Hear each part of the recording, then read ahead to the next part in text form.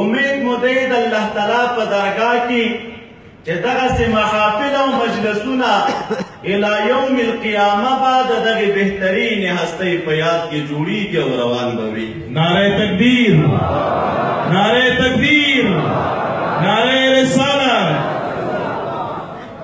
معزز سامعین، وجه څه شی ده چې نن هغه خپله نه دی موجود اما یاد باقي دی؟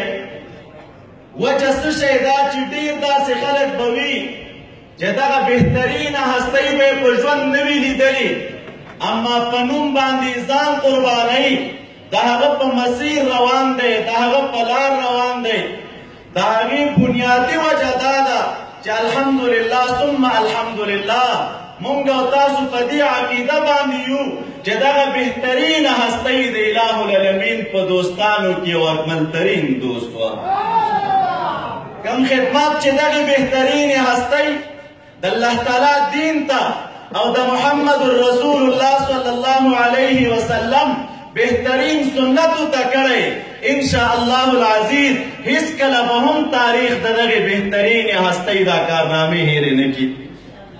معزز سامعینو، دې مبارک دغې لوی منصب ته د څه شي په وجه ورسېده؟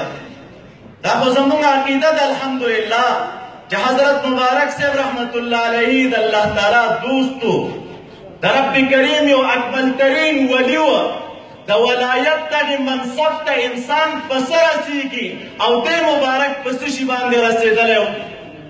معزز سامعینو، د ولایت اسباب علماو په خپلو کتابونو کې ډېر زیات لیکلي، خو زه یو دوه درې سببونه درته وایم د وخت د اختصار په بنیاد.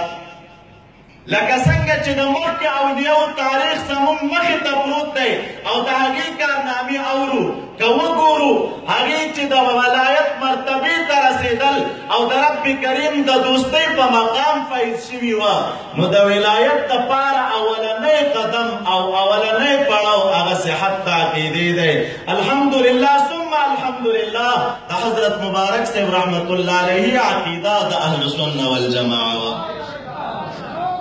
که یو څوک په دې فکر باندې وي چې زه د ولایت مقام ته ورسم، زه د رب کریم دوست شم، زه د ولایت په مقام فایز شم، اما عقیده د هغه د اهل سنه والجماعه مطابق نه وي، دا ټوله خپله زندګي به په سختیو کړاوونو کې تېره کړي، خو د الله تعالی